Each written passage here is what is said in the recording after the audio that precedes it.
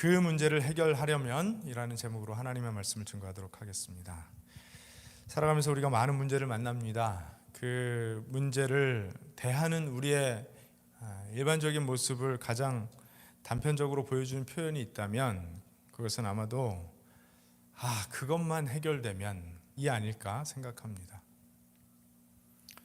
그 문제가 어떤 문제이든지 그 문제가 우리에게 염려거리로, 스트레스로, 또 화나게 하는 이유로 작용하기 때문에 그 문제만 해결된다면 이라는 중얼거림이 바로 그 문제를 대하는 우리의 가장 보편적이고 일반적인 태도가 아닐까 생각합니다.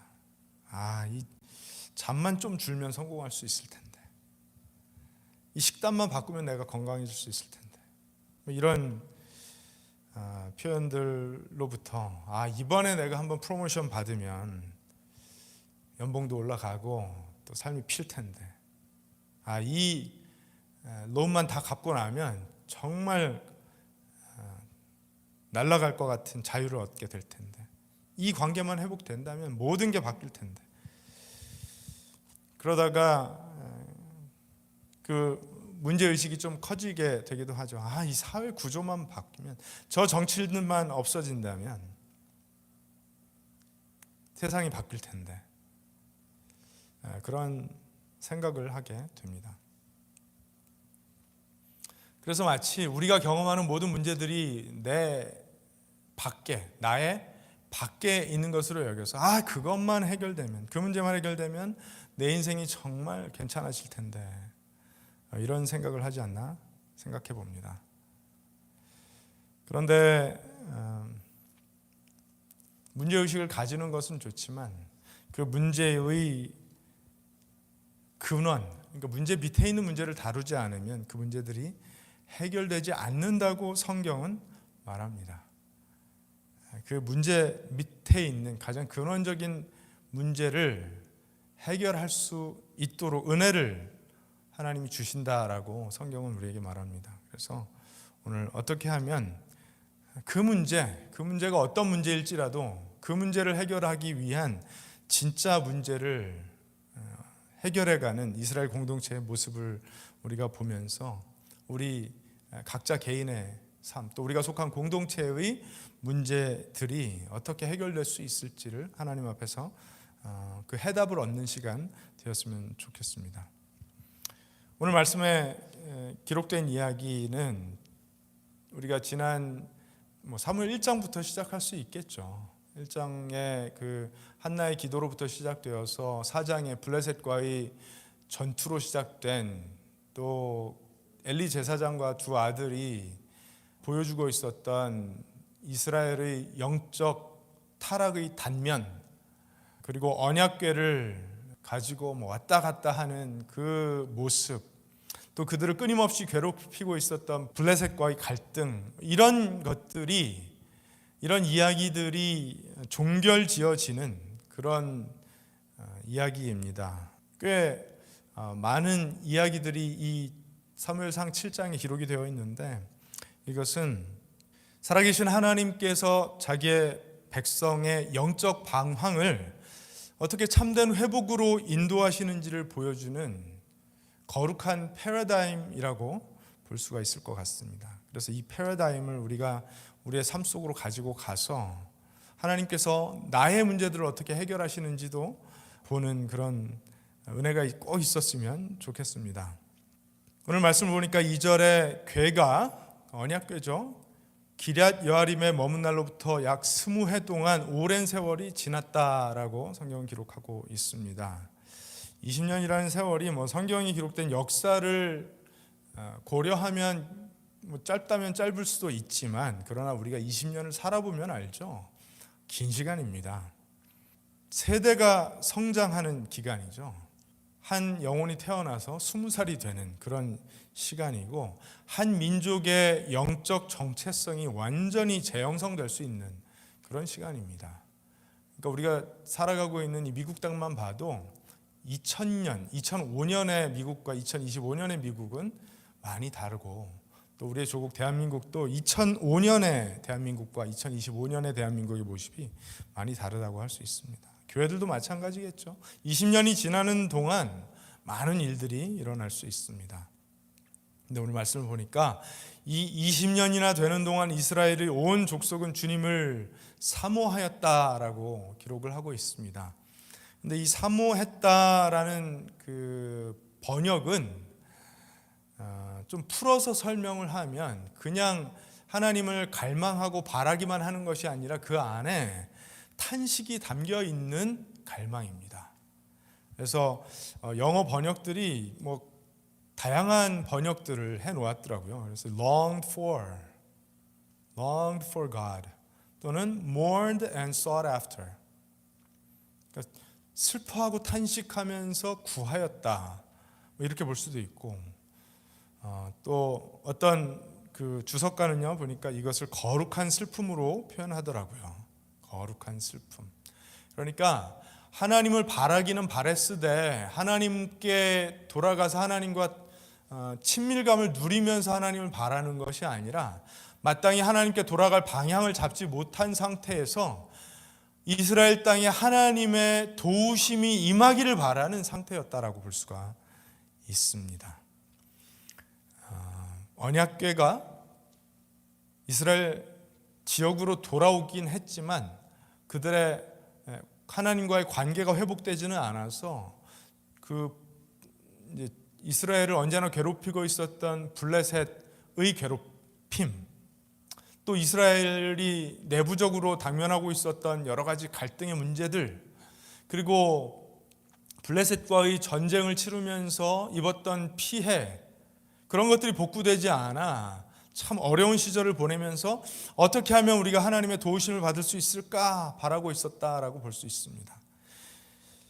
고린도 후서 7장 10절에 보면요, 바울이 고린도 교회에 자신이 썼던 그 편지, 그러니까 고린도 교회를 책망하였던 그 이야기를 했던 것이 그들에게 좀 마음 아프게 다가왔을 수 있다라는 측면을 이야기하면서 이렇게 말합니다. 하나님의 뜻에 맞게 마음 아파하는 것은 회개를 하게 하여 구원에 이르게 함으로 후회할 것이 없습니다. 그러니까 하나님의 뜻에 맞게 마음 아파하는 것을 godly sorrow라고 이제 표현하는데, 지금 이스라엘 백성들이 경험하고 있었던 것이 어쩌면 이 godly sorrow가 아니었을까 생각하는 것입니다. 그냥 단순한 그리운 마음, 갈망하는 마음, 이것을 넘어서서 삶의 현실적으로 경험하고 있었던 모든 문제, 거기에 나아가서 민족적 정체성과 개개인의 존재적 차원의 그런 복합적인 어려움, 영적인 문제, 이걸 가지고 방황하면서 어떻게 하면 하나님의 도우심을 얻을 수 있을까, 이런 상태였던 것입니다. 여러분, 그런데 이런 모습은 지금 이 시대를 살아가고 있는 우리들의 모습과 매우 닮아 있다라고 볼 수 있을 것 같습니다. 하나님을 알기는 알아요. 그런데 세상도 강합니다. 하나님의 도우심과 인도하심을 받기는 받아야 될 것 같은데 삶 속에서 그게 다 느껴지지는 않아요. 그 이유를 제대로 다 찾아낼 수는 없지만 자기 스스로는 당면한 문제들이 해결되지 않아 절박한 마음을 가지면서도 참 안타까운 심정을 병행하는 그런 모습이라고 볼 수가 있을 것 같습니다. 하나님을 찾긴 찾아야 될 것 같은데 어떻게 그분께 나가야 될지 결정하지 못하고 머뭇거리고 있는 모습과도 같다라고 생각합니다. 과거에 대한 후회도 있겠죠. 그때 그러지 말 걸 하는 후회와 회한도 있을 것 같고, 그렇지만 당장 먹고 살아야겠고, 동시에 앞으로 어떻게 나가야 될지 향방은 갈피를 잡기 어렵고, 그래서 답답하고 안타깝고 속상한 그런 뒤섞인 감정들이 있는 것입니다. 하나님은 뭐 하고 계실까요? 분명히 이스라엘의 이러한 속상한 사정, 안타까움, 울분, 갈망, 이런 거 다 알고 계셨을 텐데 이 말씀을 보면 언약궤가 이스라엘 땅으로 돌아온 지 20년이 되었지만 이렇다 할 하나님의 역사, 하나님의 개입이 증명되지 않았던 것 같은 그런 모습입니다. 물론 하나님은 가만히 계시는 분은 아니죠. 때때로 하나님께서 말씀하지 않으셔서 하나님의 잠잠함이 너무 답답하게 느껴지기도 하지만 하나님은 당신의 사랑하는 백성들이 하나님께로 돌아오도록 준비시키고 계셨던 거라고 믿습니다.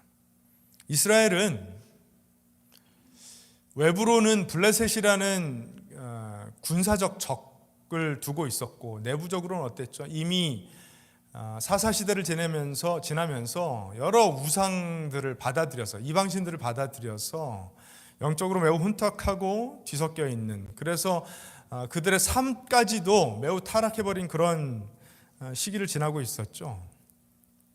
이런 그들의 모습이 하나님을 향한 갈망으로 꿈틀대면서 천천히 정화되어 가도록 하나님은 준비시키고 계셨을 것입니다. 미신을 따르는 종교성과 우상을, 이방신을 섬겨서라도 자신들의 욕심을 채우고자 했던 그 더러운 탐욕과 야망 같은 것들이 좀 사그러드는 그런 시간 필요했겠죠.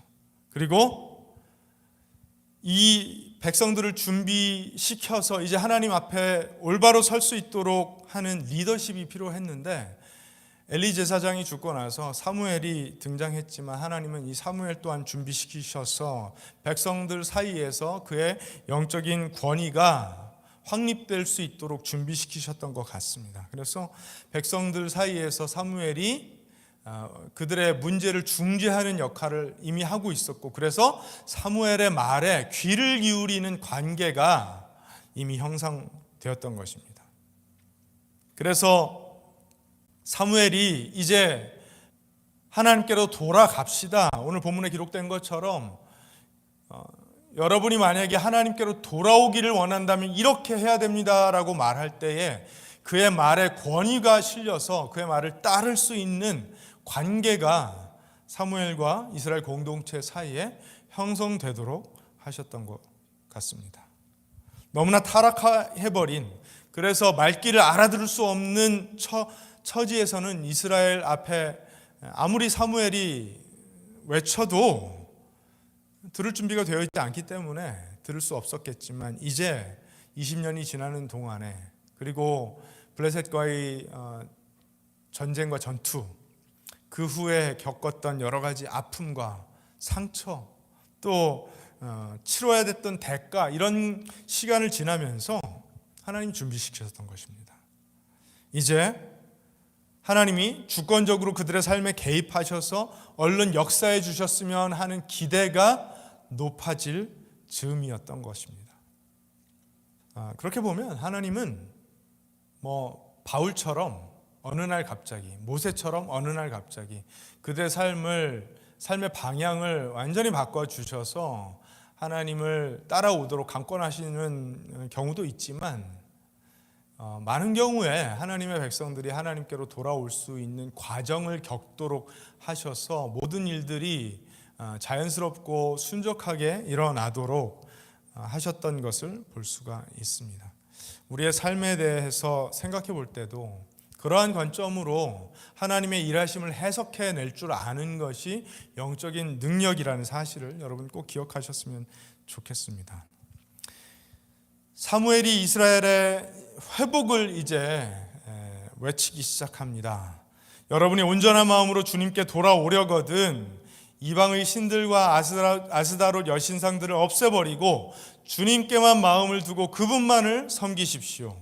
그러면 주님께서 여러분을 블레셋 사람의 손에서 건져주실 것입니다. 이스라엘 백성들이 섬기고 있었던 여러 이방신들, 바알도 있었고 아스다롯도 오늘 본문에 기록이 되어 있는데, 그 신들은 모두 풍요의 신이었습니다. 그러니까 다산, 출산, 그러니까 fertility의 신이었고, 사랑의 신이었고, 그 다음에 전쟁의 신이었습니다. 힘을 줄 것 같고, 부를 줄 것 같고, 또 명예를 줄 것 같은 그런 신들이었죠. 이스라엘 백성들이 이런 신들을 하나님께서 절대로 금하셨던 우상까지 섬겼던 것은 그들의 욕심이 하나님의 섭리의 스피드를, 하나님의 일하심의 속도가 있잖아요. 그 가장 적절하고 완벽한 것인데 그걸 뛰어넘고 싶었던 것입니다. 지금 당장 풍요, 지금 당장 권력, 지금 당장 명예, 지금 당장 아름다움이 나에게 왔으면 좋겠다 싶어서 우상들을 섬겼던 것입니다. 여러분, 이것이 굉장히 오래전 일이지만 고대 근동 지역에서 이런 우상들을 섬겼던 이들의 모습, 그것이 블레셋이든 아니면 이스라엘이든 이들의 모습과 이 시대의 사람들, 우리의 모습과 다르다고 하기 어렵습니다. 대놓고 우상신을 섬긴다고 생각하지는 않지만 똑같은 욕심을 갖고 있기 때문에 하나님께서 우리의 인생에 일하시는 그 섭리의 스피드를 우리는 언제나 초월해서 더 빨리 가고 싶어 한다는 것이죠. 그래서 여러 가지 하지 말아야 될 일을 합니다. 변칙적인 일들을 합니다. 부주리를 저지릅니다. 불의를 저지릅니다. 똑같은 일입니다. 그러다가 이스라엘이 망한 거예요. 블레셋과의 전투에서 하나님을 예배하고 섬기는 것이 아니라 이 언약궤를 부적처럼 가지고 와서 이용하려고, 하나님의 힘을 이용해 보려고 하다가 4,000명을 잃었고 두 번째 전투에서 3만 명을 잃는 일이 있었던 것입니다. 여러분, 그 당시 고대 근동 지역에서 이 부족 국가가 이제 겨우 나라를 형성해 가고 있을 때에 3만 4천 명의 장정들이 목숨을 잃는 사건은 한 나라에 막대한 피해를 주는 그런 일이었을 것입니다. 농사는 누가 짓나요? 밭은 누가 가나요? 소, 양은 누가 키우나요? 그런 전투에서 패했다라는 것은 계속되는 블레셋의 그 폭거에 휘둘릴 뿐만 아니라 이스라엘 자체적으로도 계속되는 가난, 빈곤의 반복의 악순환에 들어갈 수밖에 없었다라는 것을 의미할 것입니다. 지금 너무 힘든 상황을 지나고 있었던 것입니다. 그래서 사무엘이 두 가지를 해야 된다라고 말합니다. 우상을 없애고 주님만을 섬겨야 한다라고 말합니다. 물리적으로 그 모든 우상의 신상들은 다 제거할 수 있습니다. 눈에 안 보이니까 생각이 덜 날 수도 있겠죠. 그런데 그렇게 해서 그들의 마음에서 우상이 정말로 사라질 수 있을까요? 그렇지 않습니다. 우리의 마음은 그렇게 작동하지 않습니다. 누군가에게 이제부터 우상을 생각하지 말라고 계속 말을 하면 우상을 생각하지 않을 수가 없는 것이 우리 인간입니다. 우리의 마음은 절대로 그렇게 작동할 수가 없습니다. 무엇인가를 금하는 것은 금하려는 노력을 하면 할수록 그것이 더 생각나기 마련인 것입니다. 그래서 마음속 우상을 제거하는 가장 좋은 방법은 뭘까요? 우상을 생각하는 대신 그때부터 하나님만 생각하는 것입니다. 그래서 사무엘이 주님만을 섬겨야 된다라고 말하는 것입니다. 영어로 하면 이제 fully committed to God. 두 가지를 해야 된다라고 말하는 것 같지만 사실은 하나입니다. 오직 하나님만을 섬기기 시작하면 우리 인생에서 우상은 자연스럽게 제거되기 마련인 것입니다. 그러므로 내가 내 욕심에 못 이겨서 우상 섬기듯이 무언가를 구하고 집착하고 중독되고 휘둘리고 있다면 그것은 바꿔 말하면 내가 하나님을 온전하게 예배하지 않고 있다라는 것을 의미하는 그런 일입니다. 사무엘은 그 결단을 하라고 이스라엘에게 촉구를 하고 있는 것입니다. 20년간의 그 영적 방황 끝에 이제 비로소 하나님을 섬기는 백성으로서의 자신들의 정체성을 드디어 찾을 수 있는 그런 시간을 이스라엘이 맞이하고 있었던 것입니다. 이것을 위해서는요, 구체적인 결단과 행동으로 옮기는 행위가 필요했습니다. 그래서 사무엘은 이스라엘 백성들에게 미스바로 모이라고 합니다. 미스바는 말씀에 따르면 사무엘이 백성들 사이의 문제를 중재하던 곳이라고 되어 있죠. 그러니까 어쩌면 사무엘이 사사로서 백성들 사이에 또는 이 족속들 사이에 문제가 생기면 그리로 와서 사무엘에게 판단을 받게 하던 그런 곳일 것입니다. 이 미스바라는 그 단어의 의미는 망대, 그러니까 watchtower라는 뜻을 가지고 있습니다. 굉장히 상징적이라고 생각해요. 그러니까 우리의 영적인 위험으로부터 우리 스스로를 지켜낼 수 있는 watchtower, 망대에 모이자 이거예요. 백성들이 모여서 우물에서 물을 길어와서 물을 붓습니다. 물은 귀한 것이었죠. 물은 씻겨 내려가는 것을 의미합니다. 물은 깨끗한 것을 상징하는 물질이었습니다. 뿐만 아니라 자신을 비우는 겸손과 하나님을 향한 전적인 의존을 표현하는 행위였습니다. 그리고 금식하며 저들이 기도했습니다.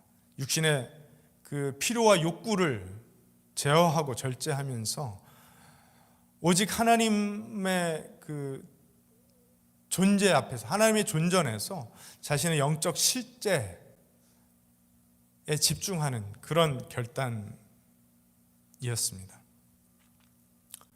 회개하고 각성하는 것이죠. 하나님께 돌이키는 것입니다. 온 공동체가 모여 하나님 앞에 정말 제대로 된 온전한 예배를 드리자고 했고 백성들이 그 말에 순종하였던 것입니다. 여러분, 그런데 이 틈을 타는 적이 있습니다. 이스라엘 온 백성들이 미스바라는 곳에 다 모여 있어? 그러면 지금이 쳐들어갈 기회다. 블레셋이 그 틈을 타려고 합니다. 여러분, 마귀도 그 틈 탑니다. 우리가 하나님을 열렬히 예배하고 있는 그때에 마귀가 우리의 영혼을 틈타려고 한다는 사실을 잊지 마시기 바랍니다. 어떻게 해야 될까요? 이전처럼 그 수십 년 전에 그들이 블레셋과 싸우기 위해 언약궤를 가지고 와서 부적처럼 그것을 이용하려고 했던 그런 모습에서 이미 이스라엘 백성들은 어느 정도 돌아섰잖아요. 지금 예배하기 위해서 모였잖아요. 어떻게 해야 될까요? 블레셋과의 전투에 앞서서 이스라엘 백성들이 사무엘에게로 와서 우리를 위하여 기도하기를 멈추지 말아달라고 요청합니다. 이것은 전적으로 하나님의 도우심에 의지하여 전투를 치르겠다라는 저들의 신앙이 담긴 각오이죠. 여러분, 겉으로 보면, 세상 사람들이 보면 이게 되게 비슷해 보입니다. 언약궤를 가지고 와서 이제 하나님이 우리를 이기게 해주시겠지 하고 하나님을 이용하려고 하는 모습과 우리를 위하여 기도해달라고 요청하면서 이제 전투에 임하는 이스라엘 모습은요, 외형적으로 볼 때는 그게 그거 같습니다. 그런데 본질적으로, 의미적으로 보면 정반대의 사건이죠. 하나는 누가 주인이죠? 백성이 주인되어 종인 하나님을 이용해 먹으려는 것이었고, 이번 케이스에는 하나님이 주인 되시기 때문에 종된 우리는 그저 하나님의 처분을 기다리는 그런 태도로 전투를 치르겠다라는 각오였던 것입니다. 완벽하게 반대되는 모습입니다. 여러분, 이것이 종교와 우리 기독교 신앙의 모습의 차이입니다. 종교는 내가 어딘가로 가기 위해서 신을 수단으로 사용합니다. 누가 주인입니까? 내가 주인이고요. 신은 신이라 부를 뿐이지 신은 나의 종인 것입니다. 그런데 우리 기독교 신앙은 어떻죠? 어딘가로 가기 위해 하나님을 이용하고 어딘가로 가기 위해 예수님을 이용하는 것이 아니라 하나님이 어떤 분이신지를 알아 하나님이 나의 최종 목적지 되고 그분께로 나아가는 것이고 그분이 나에게 베푸시는 모든 은혜, 구원을 비롯하여 모든 은혜는 하나님의 선물로 감사히 받는 것입니다. 바꿔 말하면 하나님의 처분에 나를 맡겨드릴 때 하나님께서 주시는 은혜를 경험하는 것입니다. 완벽하게 반대되는 일입니다. 신앙생활 오래 하지만 이것이 헷갈리는 분들이 있어요. 내가 이만큼 하면 하나님 이만큼 당연히 해주시겠지. 여러분, 그런데 우리가 믿는 기독교 신앙은 그렇지 않습니다. 하나님께서 이스라엘 백성에게 가르치신 신앙은 그런 것이 아니었습니다. 지금 사무엘이 온 백성에게 촉구하고 있는 영적 무브먼트의 모습은 그런 것이 아니었습니다. 부강한 이스라엘로 나아가기 위해서 우리가 여호와를 한번 이용해 봅시다, 이것이 아니라 우리가 하나님 앞에, 하나님께로 돌아갑시다. 하나님께로 돌아갑시다, 이거였어요. 하나님께로 돌아가는 백성에게 하나님께 매달려서 하나님 도우심을, 그 처분을 기다릴 때 하나님께서 승리를 허락하셨다라고 오늘 말씀이 기록하고 있습니다. 그러면 기도하기만 하면 언제나 승리합니까? 외형적 전투에서 패배할 때도 있습니다. 그러나 여러분, 영적으로는 승리합니다. 믿으시기 바랍니다. 이 블레셋과의 전투 후에 이스라엘 백성들은 그곳에서 하나님께 어린 양을 잡아 번제를 드리고 그곳에 돌을 하나 세우고 그 돌 이름을 에벤에셀이라고 부릅니다. 에벤에셀은 우리가 잘 알고 있죠. 도우시는 하나님, 이런 뜻인데, 그런데 우리가 이미 몇 주 전에 보았던 4장 말씀에 보면 4장 1절에 블레셋과의 전투의 상황이었거든요. 그 무렵에 블레셋 사람이 이스라엘을 치려고 모여들었다. 이스라엘 사람은 블레셋 사람과 싸우려고 나아가서 에벤에셀의 진을 쳤고 블레셋 사람은 아벡의 진을 쳤다. 이렇게 기록을 하고 있습니다. 그러니까 당시 블레셋과 그 전투를 벌일 당시 그 지역을 에벤에셀이라고 불렀던 것이 아니라 그 지역에 나가서 싸웠는데 훗날 이렇게 그 전투에서 다시 한번 승리한 후에 에벤에셀이라고 지명을 붙였던 거예요. 그러면 그 오랜 시간이 지나는 동안에 그 블레셋과의 전투에서 4,000명이 죽고 또 3만 명이 죽었던 그 지역을 이스라엘 백성들은 어떻게 기억하고 있었을까요? 전쟁에서 처참하게 피했던 그 장소, 이 패배의 현장으로 역사에 남겨져 있었던 것입니다. 그 패배로 인해서 어떤 피해가 있었을지 상상해 볼 수 있다라고 제가 말씀드렸었죠. 가난에 허덕였을 거예요. 여러 가지 사회적 문제에 봉착했을 것입니다. 그냥 아픔이었어요. 어쩌면 전쟁의 트라우마가 기억되는 그런 장소였던 것입니다. 그런데 하나님은 그 장소를 어떻게 바꿔주셨죠? 에벤에셀이라고 이름 붙이고 하나님께서 승리하시는 승리의 역사, 영광스러운 역사의 현장으로 기념비를 세울 수 있도록 하나님께서 은혜를 베푸셨던 것입니다. 할렐루야. 우리도 살면서 나를 어렵게 했던 그런 여러 가지 문제들 때문에 내 삶에 상처로, 아픔으로, 트라우마로 기억될 만한 그런 현장, 그런 시간, 그런 관계, 이런 것들이 있죠. 그런 거 없는 사람이 누가 있겠습니까? 저도 많습니다. 그런데 하나님을 믿는 사람들은 하나님께로 돌아갈 때 그 역사의 현장들이 하나님께로 돌아가는 과정 중에, 하나님께로 돌아가는 여정 중에 한 지점이었다라는 새로운 해석을 통해서 그것이 패배의 현장으로 남는 것이 아니라 영광의 현장으로, 승리의 현장으로 기억될 수 있다라는 사실을 여러분 꼭 믿으시기 바랍니다. 저에게도 아픔의 기억들, 상실의 기억들, 또 분노의 기억들, 이런 것들이 있었는데 그런 것들이 하나님의 인도하심을 받아 하나님께로 점점 다가가는, 하나님께로 나아가는 여정 가운데 과정이었다. 잠깐 멈춰가는 지역이었다. 그렇다면 그곳에도 하나님의 역사가 있었다라고 해석하는 시간과 장소와 관계들이 있습니다. 이런 모든 것들은 결국은 무엇을 위한 것입니까? 하나님과의 관계 회복을 위한 여정이요, 사건들이요, 역사이죠. 그렇죠?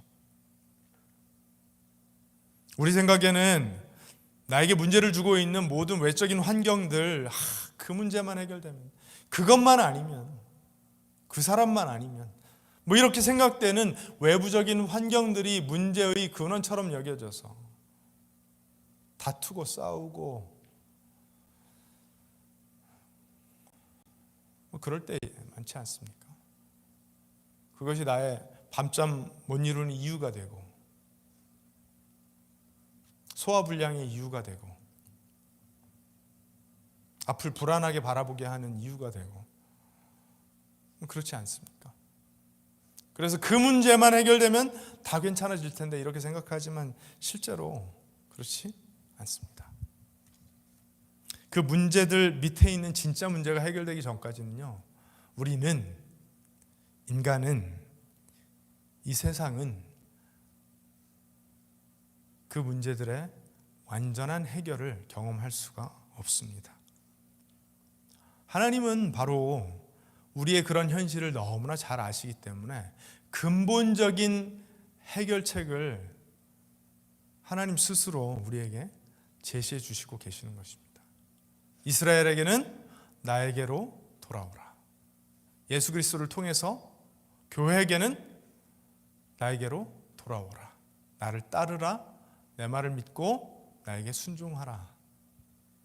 그래서 그리스도를 따라가는 사람들, 그리스도의 사랑을 경험하고 그 사랑을 배우고 그 사랑을 닮아가고 그 사랑을 증거하기를 원하는 사람들을 통해 하나님은 이 땅에 하나님의 영광스러운 나라가 세워지기를 원하고 바라고 계시는 것입니다.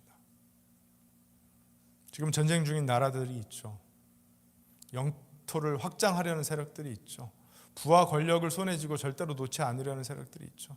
그런데 여러분, 그런가 하면 인류가 오랫동안 겪어오고 있는 그 가난의 문제, 질병의 문제, 기아의 문제, 이런 문제들 해결이 됐나요? 인간들이 제시하는 어떤 해결책으로 해결이 되고 있습니까? 아니요, 되지 않아요. 반복됩니다. 조금 해결되는 것 같다가 또다시 반복됩니다. 왜요? 거기에는 끝없는 욕심, 그것이 존재하기 때문입니다. 그 욕심 때문에 분노하고 미워하고 이중적인 잣대를 갖게 되고 불의와 부조리와 부정이 뒤섞인 그런 혼탁스러운 시절이 반복되고 있는 것입니다. 우리 그리스도인들은 외부적인 문제에 나의 문제에 핑계를 대는 사람들이 되어서는 안 되겠습니다. 하나님은 우리의 인생이 에베네셀의 기념비를 세우는 인생 되기를 원하십니다. 진정한 승리라는 것은 우리 안에 하나님께로 돌아가는 영적 실체의 변화로 인하여 만들어지는 그런 삶의 변화, 그것이 가장 필요한 일입니다. 진짜 문제는 결국 하나님과의 관계, 그리고 그 하나님과의 관계를 맺는 우리 마음에 있다라는 사실을 오늘 우리가 꼭 기억했으면 좋겠습니다. 이스라엘이 경험한 것처럼 하나님과의 관계 회복, 우리 삶의 모든 영역에 영향을 미칩니다. 회개하고 우상을 제거하고 하나님 앞에 금식과 기도로 나아간 사람들에게 하나님께서 전쟁의 승리를 허락하시고 원래는 패배의 트라우마가 자리 잡고 있던 땅을 영광스러운 승리의 땅으로 승화시켜 주셨으며 그곳에 하나님의 이름이 담긴 기념비를 세우게 하셨고 그리고 이런 회복의 과정을 통해 하나님은 잃어버렸던 영토를 회복시켜 주셨고 주변국들과의 평화를 허락해 주셨습니다. 이것이 사무엘이라는 사사가 그 땅을 다스릴 당시의 모습이었던 것입니다. 세상이 경험하고 있는 모든 불의와 부조리와 악행, 우리가 맞서야겠죠. 당연히 비판도 해야 됩니다. 정의를 외치기도 해야 됩니다. 그러나 최종적인 정리는 하나님께서 하신다는 사실을 우리가 잊지 말아야 하겠습니다. 저와 여러분처럼 이 땅에 남겨진 자들은 누구나 할 것 없이 하나님께로 돌아가야 됩니다. 하나님께로 돌아가 회복된 관계를 통해 회복된 마음을 얻어 회복된 삶을 살아낼 수 있어야 합니다. 그것이 하나님께서 우리에게 요구하시고 동시에 약속하신 우리의 승리인 줄로 믿습니다. 오늘도 각자의 자리에서 하나님께서 베푸신 은혜를 감사하고 기념하며 에베네셀의 기념비를 세우는 인생 살아내는 여러분 되시기를 우리 주님의 이름으로 축복합니다. 기도하겠습니다.